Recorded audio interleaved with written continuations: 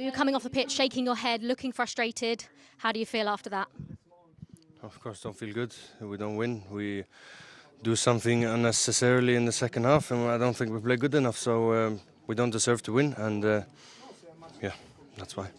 You say you didn't play well. What do you think was missing from your performance then? I think we need more energy. We need to get at them more as we did in the first half. We dominated much more, and now in the second half they took the lead much more, and I don't think it's good enough.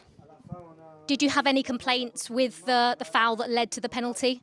I didn't see it again, but I don't know. If you kick someone in the face, I guess it's a penalty. I don't know. I didn't see it. I know, obviously, you're probably not going to want to talk about it, but obviously another 2 goals for you. The first one coming with your first touch of the game. As a striker, in the first half, you only had 7 touches. 2 of those were goals. Are we underestimating how difficult that is when you're not involved in the game, but to then go and score 2 goals like that? I still think I'm involved in the game, doing movements and giving space to others. So it's not only about touching the ball if you're involved in the game or not. I think you can be involved in the game many other ways, and that's my job. I did my job in the first half. In second half, I didn't. So yeah. You don't think you did your job in the second half? No, of course not. I didn't score. I didn't finish the game. So no. Does this just prove how tough away games are in the Champions League, Erling? Every Champions League game is tough. Look at last year, we went out. So every single game is tough, and yeah, there's not many teams who won their first 2 games, and that's how it is. Thank you so much. Yeah, very, very despondent Erling Haaland there, and you can, completely understand. He said there, we didn't deserve to win, and actually we should have had more energy in that second half, given how, they turned that first half around and actually went into the break with 2 goals up and, seemingly cruising in this one. And all that possession, they had 71% possession in this game to Monaco's 29. And normally a Pep team would have made the most of it. It didn't happen because of the kind of crazy incidents right at the end. It was interesting what Erling Haaland said, actually, about the foul that led to the penalty. In his mind, we're going to watch it. If you kick someone in the face, it's a penalty. Little bit of debate over here, so we're going to mull over this a little bit more. Let's take a look at exactly what happened. From the free kick, Nico Gonzalez, who actually came on as a substitute for the injured Rodri, put his foot high, and this is what happened. Eric Dyer went down. Jolien. His foot is high, obviously, but I still believe that the fact that he's in front of Dyer, he doesn't recognise where Dyer's coming from, the height that Dyer's stooping down to. There's no contact from the foot, it is the shin. I think it's harsh, listen, but if it's as simple as what Erling's saying, kick him in the face, then yeah, it's a penalty. But for me, I think it was a little bit harsh. Shay, was it harsh? Probably is a bit, but I think in Champions League football that the refs and the VAR is always going to give it. I think Gonzalez is naive in a sense, because Guardiola's behind him. I think he's going to go and deal with it, going to go and head it. So if it's not his ball to deal with, his foot's so high, and Julian might be right, he might not see that Dyer's there, but at the same time, when you raise your foot that high, you're taking a risk. And then, of course, Dyer gets, and I know he gets a little nick on the ball, but then his shin hits Dyer in the face, and of course, he's going to make the most of it. I just think it's a wee bit naive, if I'm being honest. I think I'd rather let Guardiola deal with it, the guy behind me. Or if he can get it with his head, which I don't think he can, deal with it. If not, you've got to pass it on to the next man. And I think Guardiola had that situation under control. So, as Erling said himself, if you kick someone in the face, I know it's not by the foot, by the shin, then it's going to be a penalty. Yeah, very simply put, wasn't it, by him. And Eric Dyer, of course, former Spurs, I don't know if Tottenham still haunting Manchester City everywhere they go. Just putting it out there. But Erling Haaland, he wasn't smiling much, but he did have much reason to smile in that first half, didn't he? And we heard there, 7 touches in that first half. 2 of them ended up as goals. Let's take a look at the first one. After a quarter of an hour, yeah, it's great movement. Is amazing, isn't it? Yeah, but the movement is equally as impressive. Again, it's creating a space, first of all, drawing the defenders out, and then all of a sudden recognising when to run, the timing of it. Yes, Guardiola's pass is exceptional as well, but the athleticism to run through, then to show the composure and elegance of like the slightest of touches to redirect it, it's a lot harder than he's making that look, if I'm honest. OK, so 1-0 for him. I mean, last week he made history, didn't he? He became the fastest player to reach 50 Champions League goals, and he just keeps on scoring. But before he got his next foray, Monaco did find their way back. It was only 3 minutes later, actually. A fantastic strike, but you think City's defence could have done better here? Yeah, I think they got deep. Julian mentioned at half-time. They got sucked into their own box to try and defend the goal, but you've got to have a bit of balance as well. You know, the midfielders, one of them should be out, either be Phil Foden or Rodri should be out closer to the ball. Take nothing away from Teze's strike. It's an unbelievable strike, and as an ex-goalkeeper, Donnarumma's got absolutely no chance in goal for that. But again, just the balance. So sometimes you get attracted to your own goal, but one of the midfielders has to sort of stay attached to their midfield, in fact, instead of getting drawn to the goal. But it's a brilliant equaliser from Teze. Yeah, it really is. And then, of course, Haaland popped up again.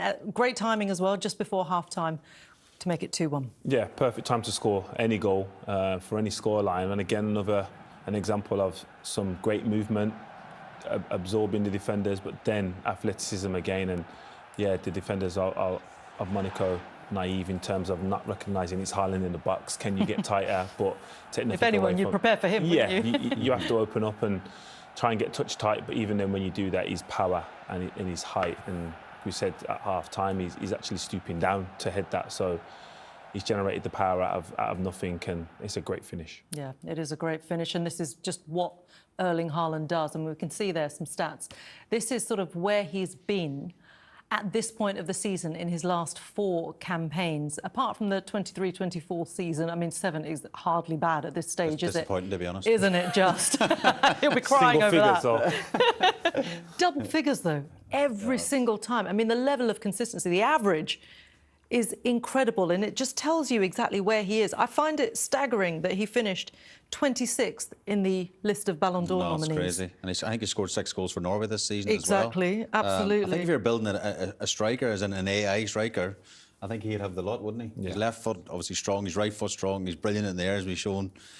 You know, he mentioned, and maybe the question was a bit wrong, was in a sense that he was a bit upset there was such a late equaliser, but and about the touches in the first half, 7 touches, 2 goals.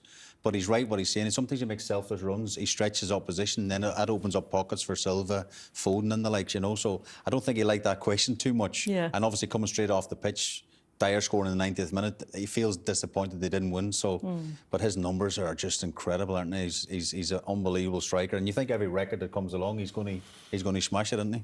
Oh, 100%, and then you wouldn't question him or doubt him in any way. I think, given the opportunities, some of them are not even real opportunities, the half chances. But again, his athleticism is ridiculous. So he can create moments of defining games in any scenario. There are a couple of strikers at the moment who are making history across Europe. You've got Haaland, as I say, the quickest player to reach 50 goals in the Champions League. You've got Harry Kane, the quickest to reach 100 goals for his club, for one club in all across the top European leagues as well, faster than the likes of Cristiano Ronaldo, for example. When you've got those 2 strikers who are in form, who are incredible, if you had to pick one, who would you choose? I think for both of their teams, they're both suited exceptionally well. That's not the answer, Jolien. There's a fence there behind you. Just sitting on a fence. That's not a chair, exactly. it's a fence. There's not a wrong choice, is there? Listen, I think they would both score the same number of goals in either team, and that's credit to them. And what I do say, Bobby, the biggest compliment is they probably are taken for granted. Their efficiency, their game, their fundamentals is so consistent, and given half chances, Harry Kane is probably better with both feet than Haaland, but Haaland's probably more dominant in the air. So they both offer different things, but both equally as effective. Who would you choose? Come on, you've got to put it in the ring as well. I would probably pick Haaland right now because of his age and stuff. That's probably obvious. But if you're going, you know, prime Kane and prime Haaland, it's a very difficult choice to make. It really is. I mean, even the German media in recent months have come out and goes, we're apologising because, you know, they've signed this player and there was getting a bit of stick, I think, after the Club World Cup, but he's just done a phenomenal, and the numbers, oh my goodness, are incredible. So, you know, to break that record that Lewandowski and co had beforehand is just phenomenal, isn't it? It is. It's absolutely incredible. And yet they finished 13th and 26th in the Ballon d'Or list, respectively, which... But I think that's an example of them being taken for granted. Yeah. I just think their numbers are so consistent. We just thought, well, it's Haaland and it's Harry Kane. It's just what they do, isn't it? But they did have a few more chances. I mean, Haaland said, you know, we should have given more, they should have had more energy, and they didn't play well enough to win this. But they did have a couple of really golden opportunities, Jolien. Yeah, again, Phil Foden I thought was outstanding, and I think he's back to his best this season. But yeah, there are probably opportunities that they should take an extra pass. I think there's one right at the end when Guardiola goes through, and as a centre half, he's probably got a little bit giddy and tried to take on a shot when there is a pass inside to Haaland. But Yeah, he'll be frustrated that they haven't seen the game. And again, like I said before, that's an example of them not being back to their best. Yeah. I think that in previous years, they go on to win this game comfortably. Yeah. Pep, a point in the end. What did you make of that as a whole? Yeah, it was a really good game. So, make some decisions. We create a lot of chances. Unfortunately, at the end, we defend an unfair free kick, not perfectly, and we can see the penalty that touched the ball first. For the inners, touch the opponent, but touch the ball, no intention. But yeah, it's what it is. So you don't think that was a penalty? I don't know. So it's penalty given. That's all. I want to talk about Erling Haaland. Obviously, it took him 15 minutes to have a first touch, but his first touch ended in a goal. You're not surprised by that? No, absolutely not. He played really good. He played, scored goals, and had more chances at the team. The team was really, really good. With Erling as well, obviously, are we underestimating how difficult it is as a striker when you're not too involved in the game in terms of touches, but he just seems to come alive right when it matters? Yes, but he plays two central defenders to hold him in front of him, so it's not easy to find him, but he had to find him to score goals. Do you think you created enough chances tonight to potentially be out of sight before Monaco got the equaliser? I didn't see the stats, I didn't see the chances, but I think we were much more than them. Always we try to play to create more chances, you concede few, and after sometimes win, sometimes again not possible. But yeah, many things was against in situations, and that's all. Was it always the plan to take Rodri off with half an hour to go? Yeah, so step by step, have to go that. So 90 minutes is too much. And just finally, just another example of how tough Champions League away games are. Yeah, we know for experience that, yeah, have a good point, we take it. Think the next ones. Thank you so much, Pep. Yeah, Pep not giving away too much there. I reckon underneath it all, Julian, he's probably fuming. Yeah, with the result, definitely. But I still agree with his assessment. I thought they were the better team. They nullified Monaco to a few chances. Yes, they're obviously giving away a penalty and created enough chances to score more than 2 goals. Should they be out of sight? Possibly. But yeah, frustration, because when you concede that late, it always leads to frustration. And, you know, they were one of the teams who fell so short last season as well, and they'll want to, you know, put that right this season. And we can see their forthcoming fixtures. They already beat Napoli at home. They drew now against Monaco away. They've got Villarreal away next. They've got Dortmund and Leverkusen at home. The big one really is the one you can see there, away against Real Madrid. I mean, these two sides just keep getting drawn against one another. Then they've got to go to the Arctic Circle as well, and they've got Galatasaray as well. Amongst some of the difficult ones, there are some very winnable fixtures as well, aren't there? Yeah, but I do think they want to get the automatic qualification because it takes 2 less games, doesn't it? You know, there's so much fixtures that Man City are involved in. But again, I think that's the frustration tonight. You know, they had over 70% possession, whatever. They had lots of chances. You just felt the next goal was going to come, but they weren't ruthless enough. You know, they have to kill games off. They have to see it off. And when it comes down, like last season, they came down to the wire, didn't it? You know, to get into the knockout stages.